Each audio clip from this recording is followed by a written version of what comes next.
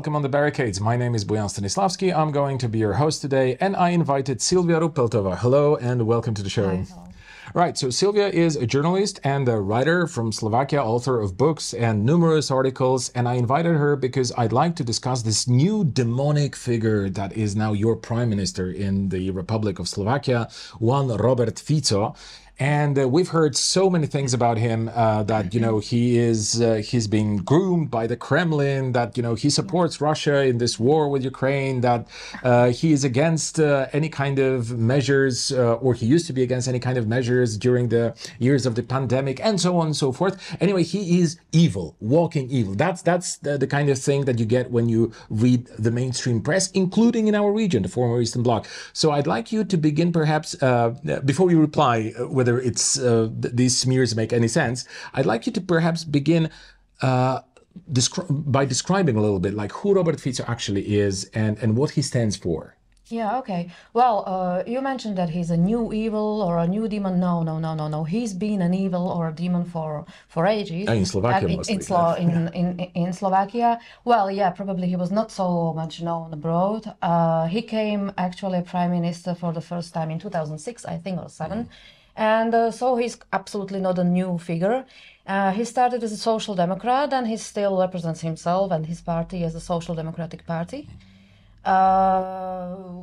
Then he was, from the very beginning, he started to be accused of all those things that are unacceptable. First he was a Bolshevik, then he was a communist, then as the time passed, he became Russophile and nationalist and racist and etc. And so on and so forth. But that was especially during his first and second government, and there were many things to criticize, of course.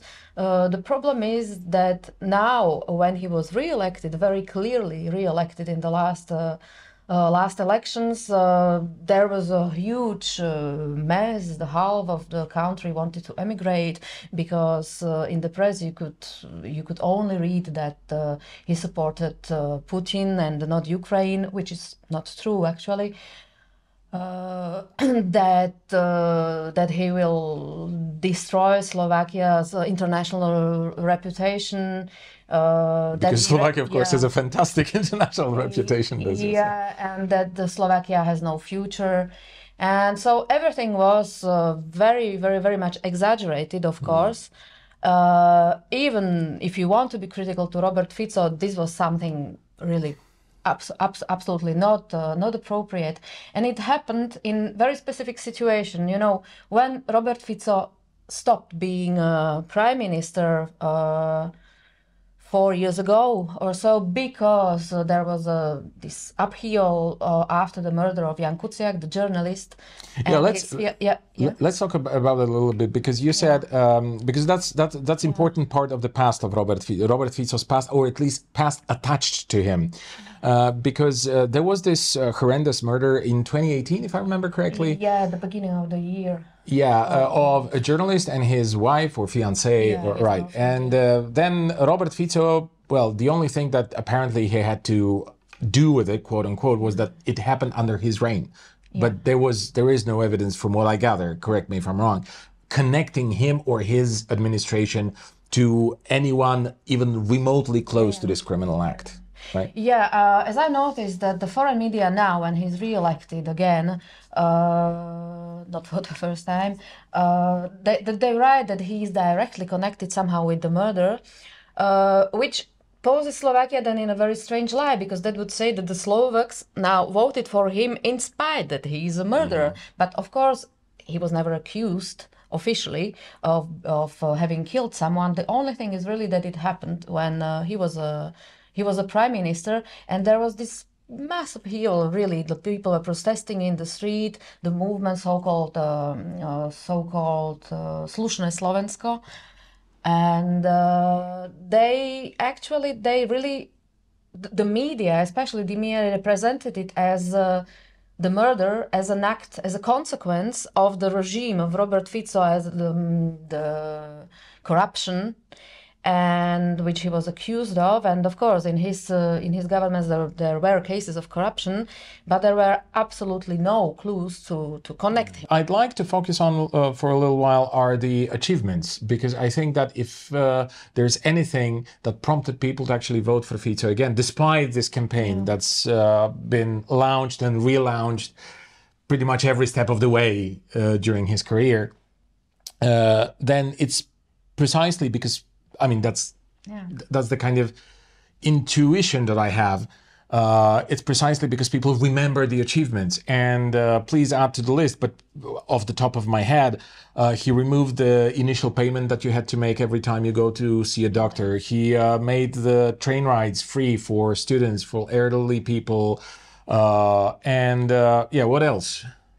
Well, these things, they were considered rather to be cosmetic, but they already were like signs of Bolshevism or communism that was perceived by the media as something very problematic. And so then you can imagine then that if you have the tendency to privatize completely the scholar and healthcare system, then of course it is a problem. And already at that time, many big institutions were already privatized. So what he did in those times, he prevented the healthcare system to be privatized, and also there were tendency for the universities to be paid and so on. And so this didn't happen, and this was much of his achievement. But again, it was very bad perceived in the media, and so especially the young people, they somehow tend to criticize it or to see it as something problematic. So they criticize the fact that they have university education free. I mean, not generally, but yeah, there were tendencies to criticize it because they say that then you will have average education, for instance, or average healthcare system if you do not pay. And especially, of course, if the old people do not pay because they go there every 5 minutes and then you have to wait and, you know, all these kind of things. So yeah, I mean, the massive propaganda it was always present. Okay. Well, so you know, he was demonized pretty much from, well, ever since, right? Then very but then the campaigns against him are nothing new. But again, he was re-elected, well, on the basis of the fact that people remember those achievements, right? I think partly. Okay. I think. So what's the other? I think, of course, partly.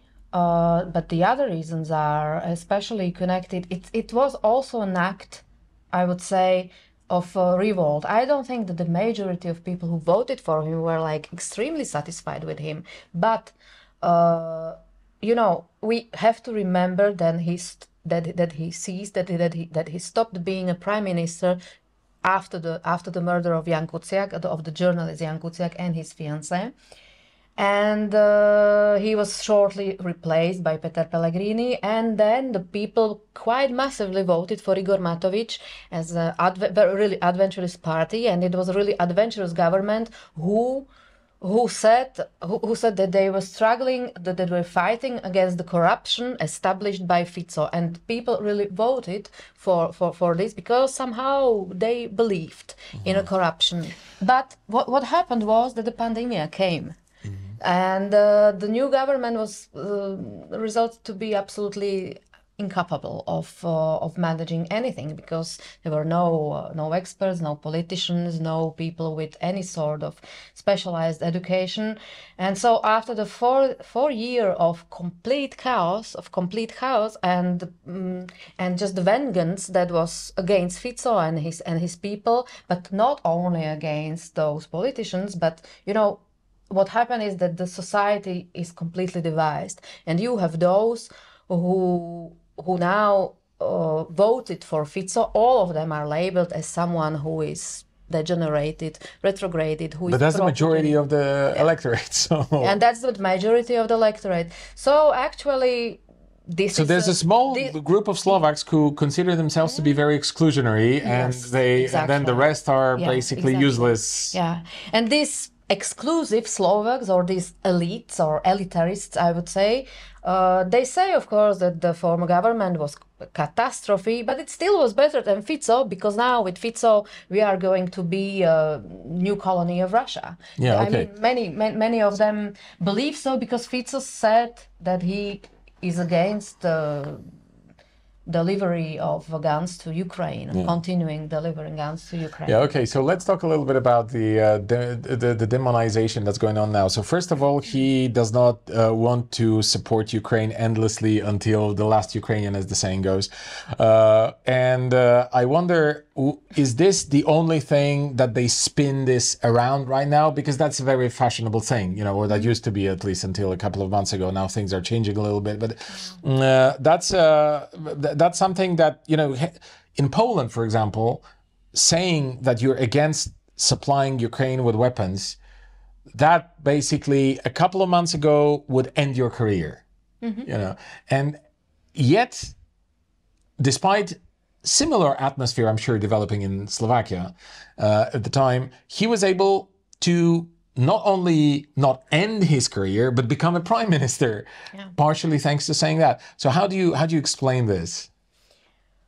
Well, first to say, the elites explain it with a new theory that it's somehow in the Slovak DNA and somehow retrograde DNA, because we are a peasant. So now it's genetics, it's not politics anymore. Yeah, it's rather genetics, and that there are many people who somehow, and that it's also, for instance, an influence of Russian mentality, some Russian traditions in the Slovak national development, because they and that this Russophilia is something in our genes, that we even though we belong to the Western society, somehow we are influenced by the Byzantines and the Orthodoxy, which is retrograded. You know, sort of really conspiracy nonsense. Yeah. And where are they getting this from? I'm very curious. And so nobody is really reflecting the reality, and the reality is that the majority of the population of Slovakia really voted for Fico, and not because they like them or so,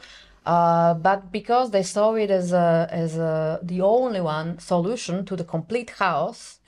And I would say also an attack on the human dignity. I really would say so, because, for instance, I myself, if I can say so, I never thought about voting for Fico, but as I was really during weeks or really observing the situation, how the people who wanted to vote for him or were thinking just somehow differently, that they were immediately labeled as pro-Putinist, pro-Fico. That's the one group, of course, because if we are voting for Fico, that means that we are pro-Putin. That you are somehow who is old and who has no education, doesn't speak any languages, who has actually no right to vote. And all those peasants from the countryside who need to be taught how to vote and what to think and how to be remade in a way. So I think this was also very, very, very essential attack of the human dignity.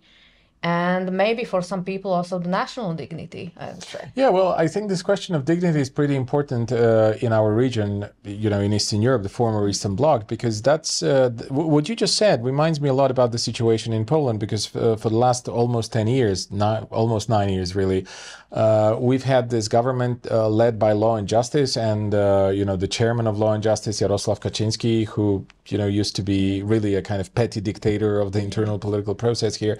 And everybody that were against Law and Justice would be saying exactly this: oh, dictatorial mentality, Byzantine, whatever, Russian influence, Eastern, anti-Western, and so on and so forth, which made no sense. I mean, on its face, it's just ridiculous. I can't think of a single person that would go and vote for Kaczynski or his party going like, oh, I'm against the West. You know, I really want to, you know, I want to have Kaczynski because I'm against the West. Or I don't know, I really want Russia to come or something like that. Of course, Kaczynski, unlike Fico or unlike Orban, he's very hawkish against Russia. And that's one of the major differences. But then, you know, the way he was actually flirting with the people and flirting with the electorate was that, look, I'm going to give you something, and I'm going to give it to you not because I want to throw money at, you know, at the society or at the problem, at the social problem, but because you deserve it. And that was the narrative. And because you deserve it, because you're Polish, because it doesn't matter whether you speak foreign languages, it doesn't matter whether you don't live in Warsaw, it doesn't matter whether you're vegan or eco-vegan or whatever, or, you know, like your identity is very traditional and so on and so forth. You go to church, that's very good. You know, so he was playing this, dignity card all the time. And finally, it just became a war between those who were empowered by Kaczynski and those who were basically waiting to rearrange the things again in a way that the plebeian part of the society is subordinate to the rule and to the diktat of the enlightened part of society. So is it something similar? Yeah, it's very similar. Actually, it's more or less the same. Again, the problematic thing with Fico, from my point of view, well, it's not so much connected with the war in Ukraine, because Fico said immediately after being re-elected that he was not going to stop the aid to Ukraine. He was just not going to send arms, send arms, which is not the same thing. But of course, it was interpreted like that very, very, very easily and immediately. But there was, like Orban, which is true, this very strong anti-migration rhetoric, which is of course very easy in Slovakia, and he or his party members especially were using it regularly, even before, in a way, in an aggressive way, in a way of racistic way. Okay, but this was not so much, I suppose, because he really is a genuine racist, but probably because he wanted to be more populist. That's the kind of and this works in our you know, geographical the area here. Yeah, definitely. Definitely, that was not his racism or his fascism or anything like that. In my opinion, it should have been done in a different way. But I don't think that it was specially racist or so. That was just a political and it still is a political calculation. Okay, but let's talk a little bit about the political culture that actually allows this combination, because for Western viewers, and you know, you can see it even on the in the comment section of our videos, you will see that people are asking questions about, like, how is it possible that you have, you know, this kind of party that represents this sort of political tradition, and then it would incorporate something from other political traditions. I personally think that this happens, that now the political compass is completely broken anyway, and you know, the left does things that the right wing used to do and the other way around. So I don't really think it's so important, but I think it is, what is essential is to describe the kind of political culture that is characteristic for our region. And I think it is important to say that people like this combination. I mean, our people like this combination of like a traditionalist elements with social democratic basis. And this is just something that, you know, for too many appears strange, weird, maybe dangerous, but this is what we are. This is the way we function. This is the way our societies are kind of motivated politically to, you know, participate in the political process, you know, to the extent that, you know, it is, of course, possible structurally. But that's what we are. That's why I think that many parties traditionally, well, not traditionally, but new right-wing parties, like those who model themselves on the American libertarians, like, you know, they want everything to be very conservative and very liberal at the same time in terms of economy. Those parties never take root in our countries, because this is so alien to the DNA, to the political DNA of our societies. And I feel that Fico is just, you know, he is representing a trend which is massive, not only in Slovakia, but pretty much everywhere. And I wonder to what extent those people who are attacking him are aware of this, that he's a typical product of typical political understanding, perception. You know, this is maybe more typical for the East European societies like ours, but there are the tendencies also in the West Europe, maybe in France or in Spain. You can see it also with the rise of nationalism or these right-wing parties like Marine Le Pen, etc. And Fico also was accused of being such a nationalist, like in that way of Marine Le Pen and Orban and whatever. And there is the strange moment, well, which is not so strange. I think that it has to do with the dignity, and especially with the dignity of the so-called common people from the countryside, who politically might be more manipulated maybe, but those people are somehow those who lost in the transformation process, who somehow stayed in the periphery and about whom nobody takes care. And so again, I would say that this is more about the blessed dignity of the societies and the gap between the so-called elites from the cities, or the educated people who are not so educated at all, but they consider themselves so, and the countryside, which is somehow the province, the province, which tend to be more traditional, of course, more religious, more, well, they have different values and perceive things and changes in the society differently, and they feel. They really feel they are frustrated, and they feel that they are abandoned.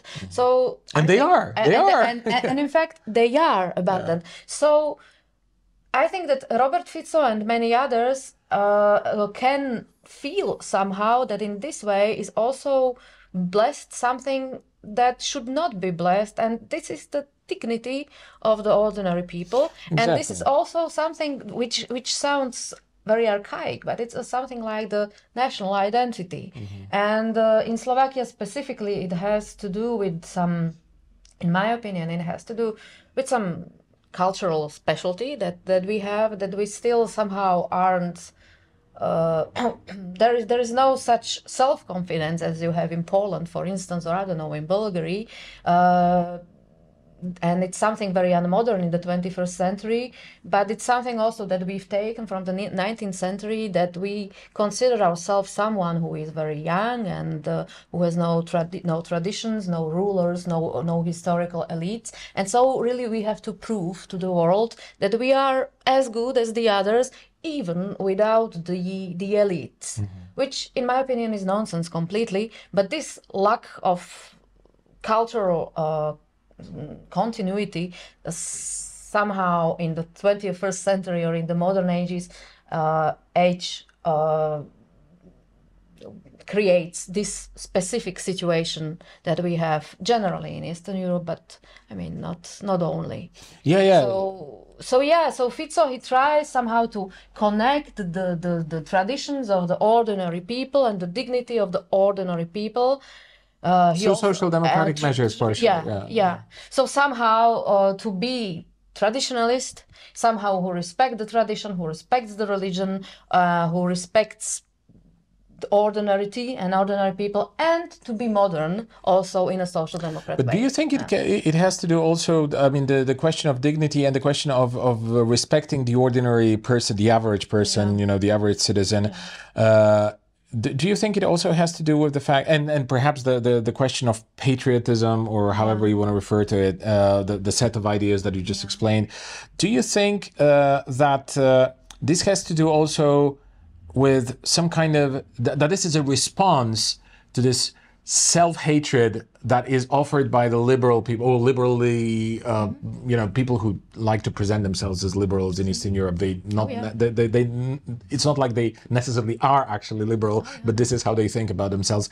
And there is a lot of, you know, in Poland, in Bulgaria, in many other countries, I'm sure, there's a lot of hatred towards their own nation, you know, and this is something that the right wing, so can you speak a little bit about this phenomenon in Slovakia and how it developed, and how, you know, Fico is reacting against that? Yeah, it's a very complex issue, of course. The fact is that somehow we identified ourselves as a nation 200 years ago or so.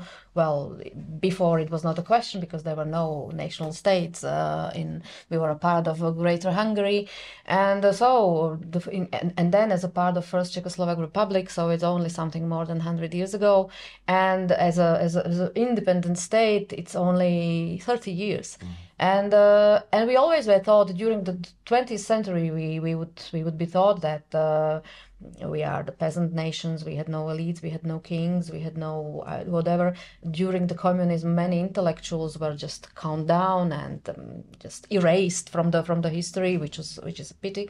And so many people really think that we have no history and we have to do our own history.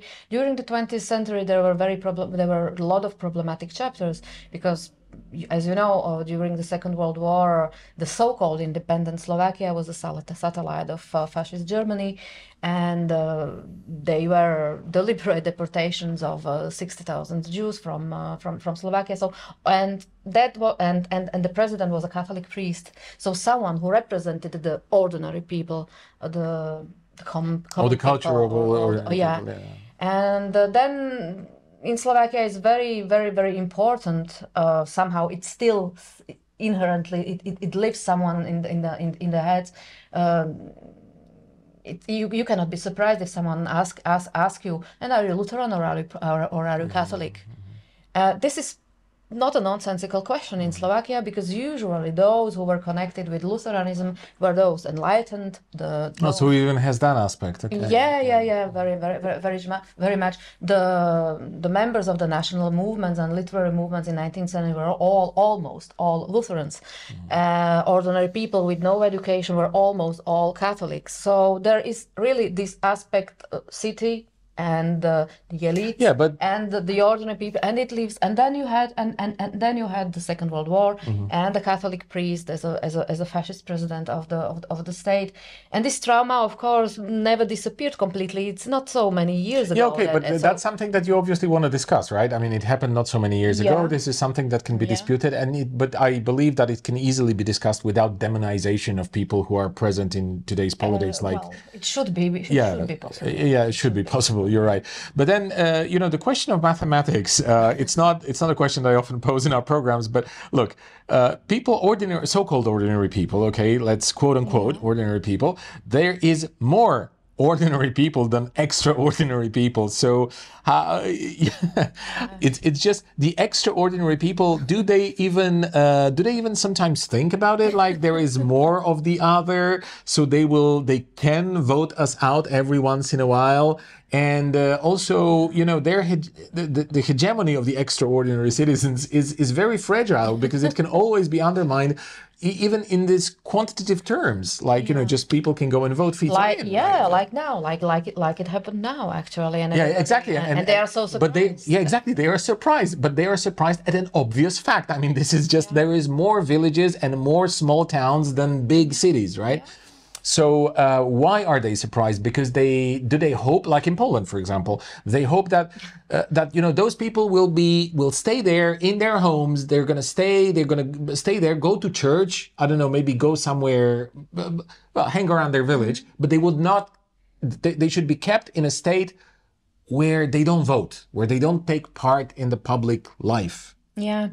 Actually, and that's what the Polish extraordinary citizens would be. Our extraordinary people, they didn't have the tendency to completely forbid voting, but they had the tendency somehow to re-educate to say that the younger members of the family should somehow re-educate their grandparents, even though it can be really very complicated and nerve-wracking. But I like it, because that's at least they are trying to prompt someone to have a discussion, so that's good. Because here, for example, we had this sort of call, steal your grandma's identity card so that she cannot Facebook, vote. You could say on Facebook, quite young people were posting the photographs of their grandmothers and grandfathers.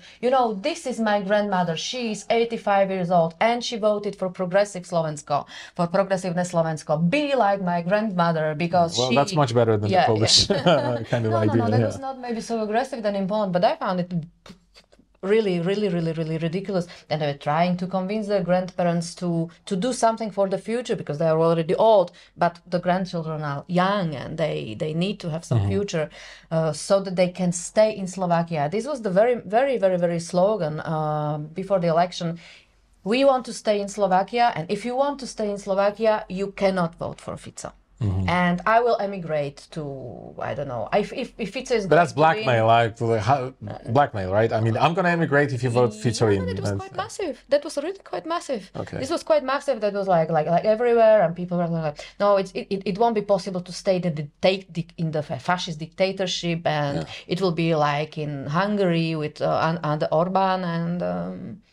Okay, but of course, just for the record, there is no evidence that there's any attempt of establishing any sort of even remote, any sort of regime even remotely close to dictatorship, let alone fascist dictatorship. No, even though the journalists really tried to, they tried to do their best. When Fico had his first press conferences in Brussels and in Bratislava, I think that he was doing very well. I think that he was quite calm, and he knows how to speak, and he's convincing. He's not stupid at all. And he's a seasoned politician. And he's exactly. Well, probably the only one. I don't know if there is in Slovakia. In Slovakia, well, maybe not the only one, but I cannot think of anybody else in the moment.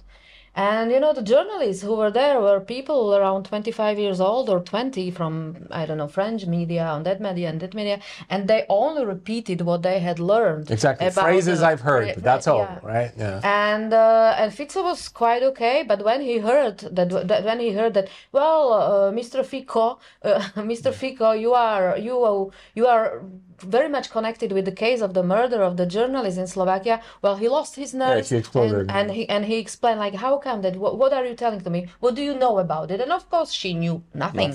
And of course, so this enrages many people. How dare Fico say something like this to the French journalist?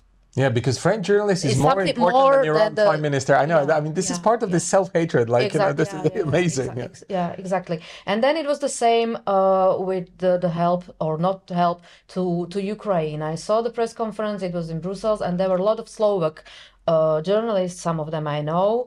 And they were really just to try him, to provoke, to say something that they could really accuse him of. Yeah, so this was not a genuine, this was a genuine press conference on his part, but this was not a genuine participation of journalists on the part of the media, in a sense that they were not trying to figure out what he stands for, what he's going to do, whatever his actions, whatever his plans are for, the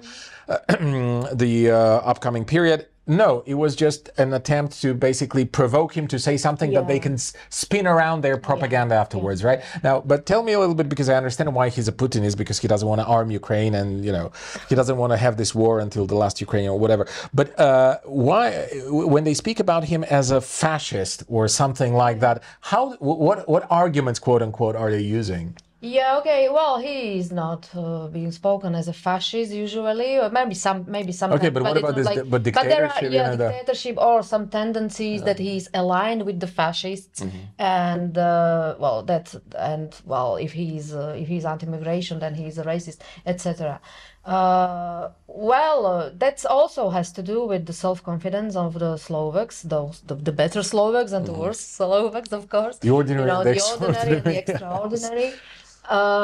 Because it was Fico who in 2006 or 2007, when he for the first time became a prime minister and his party Smer, they really tried to re-establish the celebration of International Day of Women, or the end, not the end of the Second World War, that was always okay, but the celebration of the Slovak national uprising, which during the period of communism, was very popular, of course, because it was interpreted as a fight of communists against fascists, which, of course, that was not so simple, because there were not only communists who were fighting fascism, but we were thought so during socialism.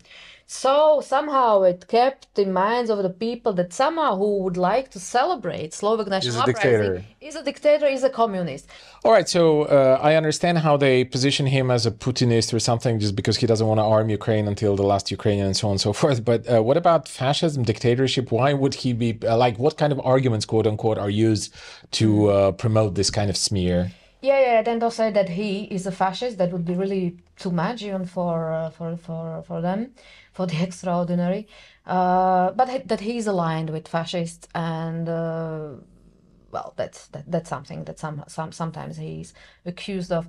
Well, so when he started as a social democrat in 2006 or 7, he really immediately wanted to celebrate the Slovak national uprising, for instance, which is a national day, and it always was. And during communism, it was one of the biggest memorial days, and somehow it stuck in the heads of people that were only communists who fought against fascism. So it was just some communist celebration, and everybody who wants to celebrate Slovak national uprising must be a communist. And must be a dictator. And subsequently must be a dictator. And of course, that was really ridiculous. Those times. That's just very interesting. The liberal media in those times were writing about Slovak national uprising as something that helped to open the road to Gulag. Oh my God! These people, these pro-Western, pro-democratic people, were writing about this as something that it helped to open the way to Gulag. Yeah. And so Fico, celebrating this opening to Gulag, of course, must have been a Bolshevik. And they argumented with something which is partly true, that during communism we were taught that Slovak national uprising was something completely communist, to fight against the fascism, which was not true, but somehow this stayed in the minds even of the so-called very well educated people. And I think that they should have been happy that Fico wanted to celebrate it, but no, that time they were not. But as the time passed, and then in 2016, I think for the first time, a real nationalist party or a real fascist party became a part of parliament, the Kotleba party. Well, suddenly everybody was shocked. How come that we have real fascists in the parliament? And suddenly everybody started to celebrate the Slovak national uprising because it was really some movement that fought fascism during the Second World War. And since then, every good citizen, every extraordinary citizen is celebrating the Slovak national uprising as a symbol of a fight against fascism. And somehow Fico now, because he sometimes collaborates, it's just confusing everyone.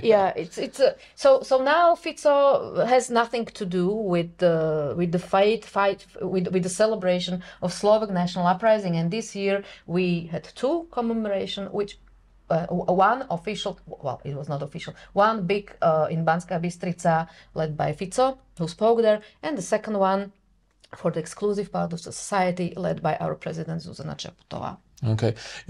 One more thing that I kind of that popped up in my mind while you were discussing that, he would be accused of, like Fico would be accused of being a Bolshevik because he wanted to reestablish the tradition of celebrating certain uprising and so on and so forth. That makes me think of how convoluted is the anti-communism in Eastern Europe, because it's so ideologically it's so heavy, so thick, so dense. It's almost part of the identity of the political classes, like throughout the former Eastern Bloc. And I'm just thinking that it's so ridiculous because you can't celebrate an anti-fascist uprising because that would be communism. You can't have free healthcare because that would be communism. You can't have properly functioning public transit available or cheap or for free because that would be communism. This obsession with we have to be very careful. We have to make sure that life is not so easy because that would be communism. That's just so ridiculous. And I wonder, does it really play out this way in Slovakia too? And is Fico somehow, part of a victim sort of this this mechanism? From the very beginning, as I told you, everything what he did was communism, and still is. Now it may be replaced by the Russophilia for a time. Then I don't know what will come. Yeah, okay, but what you're trying to say, I understand, is that those people are creative. So we will see what comes next as a kind of campaign. Definitely. But I think that it's also a part of some bigger movement, that it's not only typical for Slovakia or Eastern Europe, but actually that's something that really has to do with this expanding neoliberal capitalism we live in, and with the tendencies and the pressures that really the people are victim of, even the exclusive ones. Yeah, absolutely. But you know, for the end, I just want to ask this: do you think that the opposition of the extraordinary citizens and their parties, do you think that this opposition is strong enough to maybe sabotage some you know, the functioning of Fico's government? Do you think they could really make trouble? Well, they will try probably to do really everything possible to provoke Fico's government. But to provoke to do what? I don't know, maybe some riots, some strong messages or some inappropriate vocabulary.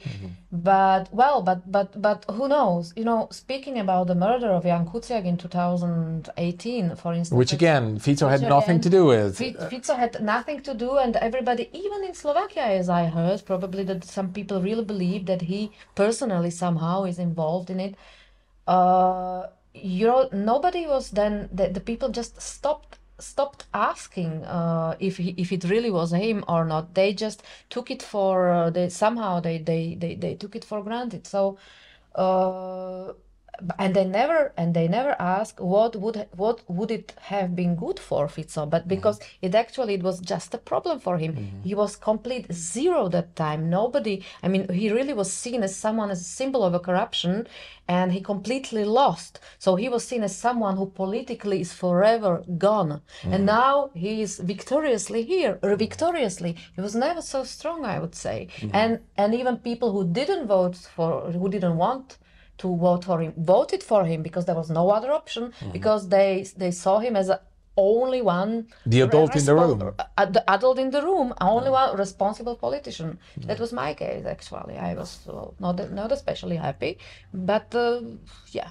Okay, and are you anticipating that the people who are part of the political opposition in the parliament or in the institutions, are they going to try and mobilize, I don't know, the European Union, for example, to support them in order to remove Fico? Because this is what we've had, the kind of conflict between the Polish government and the European Union's institution, and European Union's institutions was precisely because the European Union was favoring Donald Tusk, the leader of the opposition, and that was so clear and so obvious to everyone. It had the contrary effect, because it actually mobilized the support for law and justice even more, because they thought, like, people would think that this is an unjust competition. Like, why would you have the European Union behind you against the government that's been voted in by the people democratically? Okay, that's yeah, maybe they will try to do something like that. But you know, Robert Fico, he's sometimes he's nervous and sometimes he says something. So they will be counting on that. Yeah, they will be counting on that.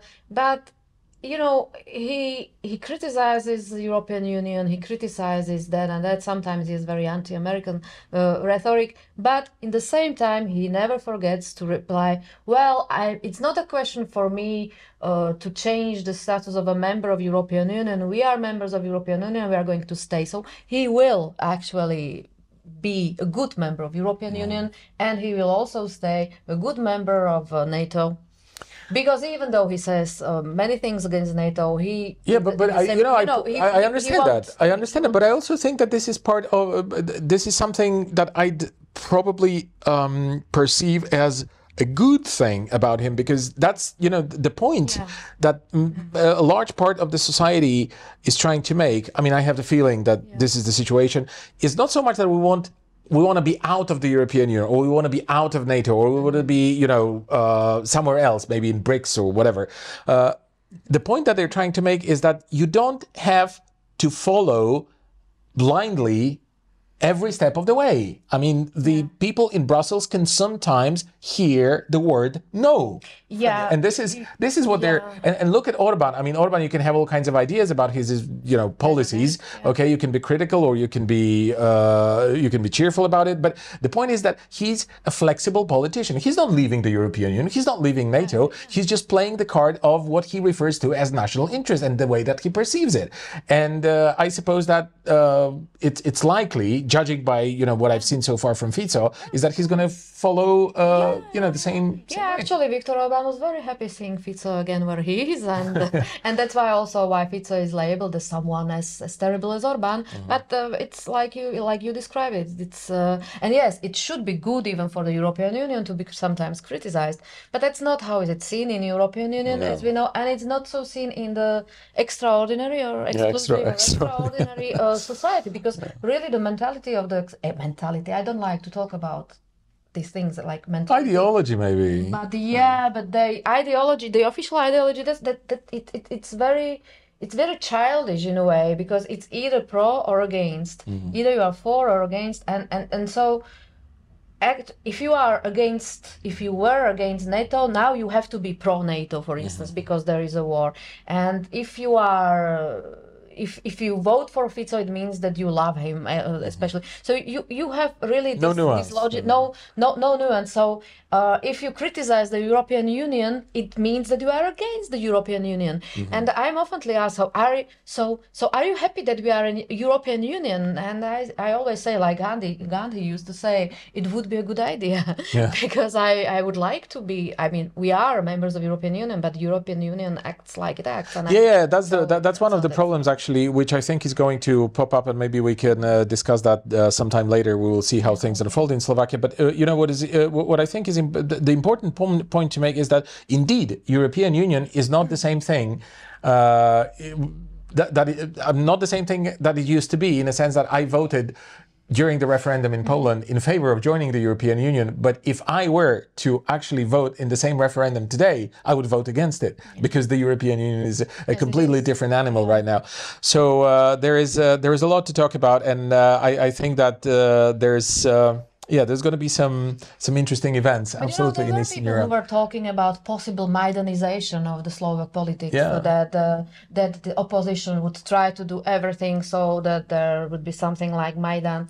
Well, I actually do not think so. That in such things in Slovakia, there are the tendencies, but they did attempt something like, you know, something along the lines of Colored Revolution in 2018 when they actually took down Fico. So that, but I don't feel that Slovakia is perhaps so important for the West now to sort of invest there a lot of effort in order to overthrow the government. I think Fico is not really endangering anything. He's not a good example, maybe, but he's not really endangering any kind of processes that are, you know, still ongoing. And you know, and the foreign media only speak about Slovakia when there is such problem like Fico. So actually, everybody should be very happy that we are spoken about.